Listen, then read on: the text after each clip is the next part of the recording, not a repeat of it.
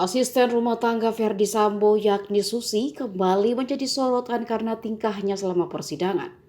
Seperti persidangan lanjutan terdakwa Bribka Riki Rizal dan Kuat Maruf kemarin, Susi lagi-lagi membuat seisi ruang sidang tertawa. Pasalnya Susi salah tangkap terkait pertanyaan yang diberikan penasehat hukum Bribka Riki Rizal.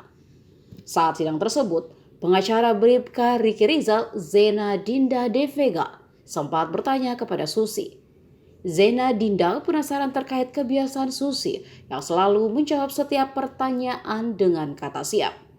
Pasalnya kata siap selalu disampaikan Susi saat ditanya majelis hakim, jaksa penuntut umum maupun penasehat hukum dari terdakwa.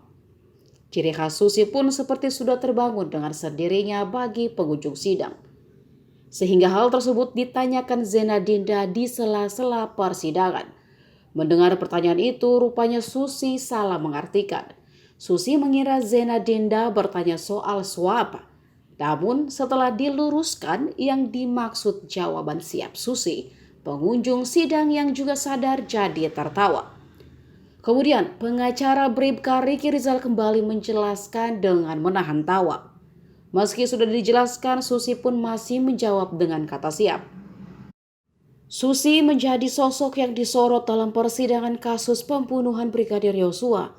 Pasalnya Susi berulang kali ditegur majelis hakim karena dinilai berbelit-belit saat memberikan keterangan.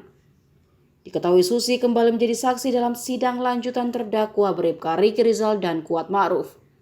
Sidang lanjutan itu dilaksanakan pada Kamis 10 November kemarin. Selain Susi, ada 9 saksi lain yang didatangkan dalam persidangan tersebut. Saya cuma mau nanya, Bisu sih kalau jawab siap-siap itu memang udah kebiasaannya? Iya, kebiasaan swab. Semuanya yang mengikuti? Semua, biasanya kalau orang sakit, kayak Bibi dulu sakit terus dipanggil tukang swab juga. Bukan, maksudnya menjawab kata siap. Apapun yang dibicarakan pasti selalu menjawab siap. Iya atau tidak? Siap.